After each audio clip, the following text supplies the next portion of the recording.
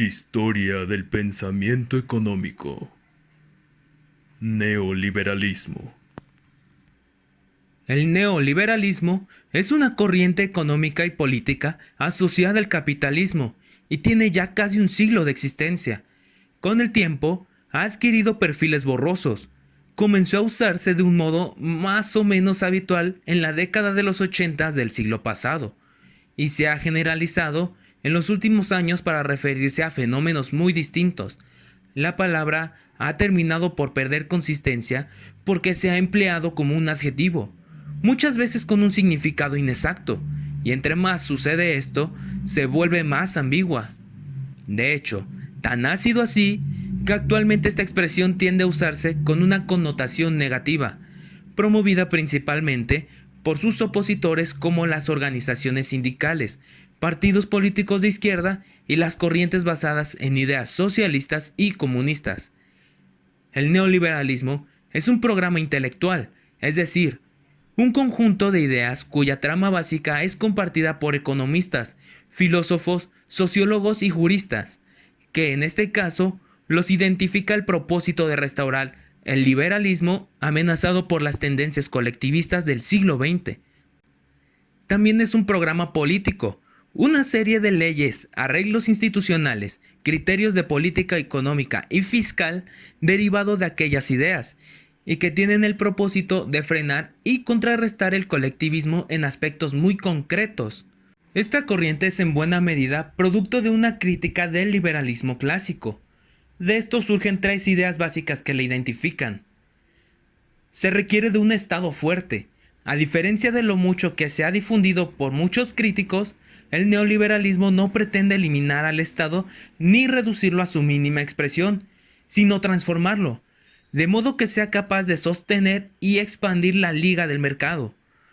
Esto por la convicción de que el mercado no es un hecho natural, no surge de manera espontánea ni se sostiene por sí solo, sino que tiene que ser creado, apuntalado y defendido por el Estado. Defienden la libertad. Toman al mercado como un mecanismo para procesar información que mediante el sistema de precios permite saber qué quieren los consumidores, qué se puede producir y cuánto cuesta producirlo. De esta forma se permite que cada persona organice su vida en todos los terrenos de acuerdo a su propio juicio, sus valores, sus ideas de lo que es bueno y deseable, dando lugar al mercado como una expresión material de la libertad. Superioridad técnica, moral y lógica de lo privado sobre lo público.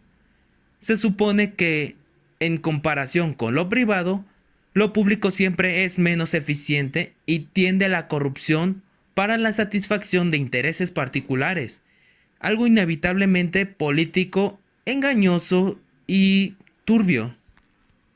De estas ideas, podemos extraer las siguientes características con respecto a la corriente.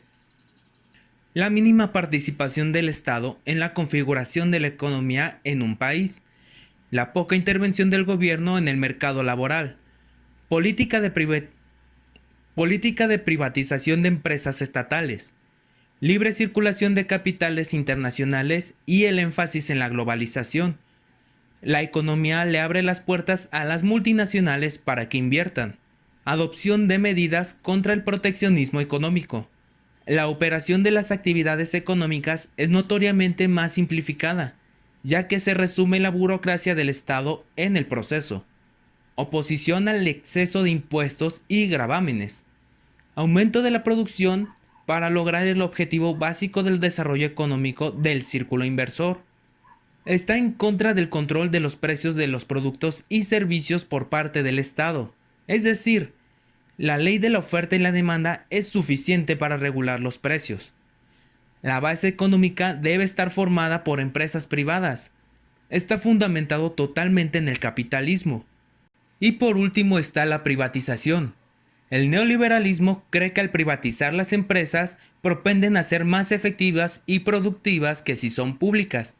Asimismo, el Estado no debe interponerse para que, de esta forma, sea más efectiva la ganancia y el sector privado pueda generar la riqueza. Pero, ¿cómo surgió esta nueva corriente de pensamiento? La decadencia del liberalismo venía de bastante lejos.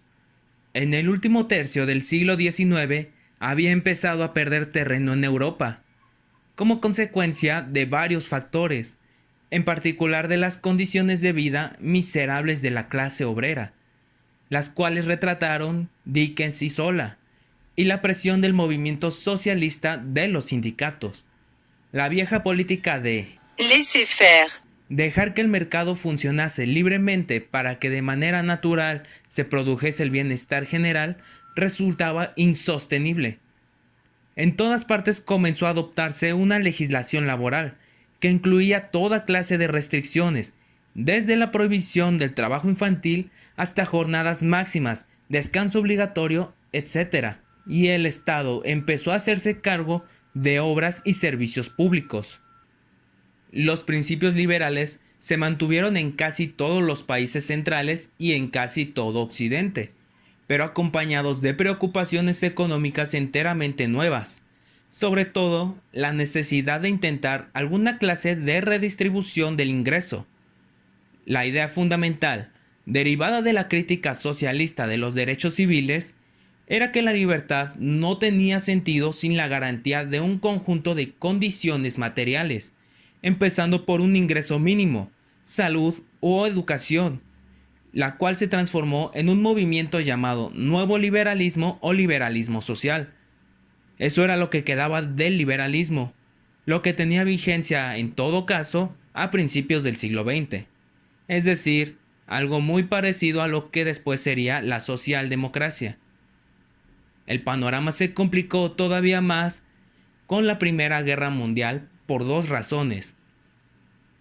Comprometió masa de millones de soldados y requirió una cantidad gigantesca de recursos, lo que ocasionó la creación de planes de control político-económico para la producción y distribución de toda clase de bienes, así como la regulación del trabajo, evidenciando la facilidad y necesidad de contar con un control de mercado para su correcto funcionamiento del mismo, y el inmenso sacrificio de los subordinados, que no podía ser compensado con la devolución de su vida civil en las mismas condiciones previas a la guerra.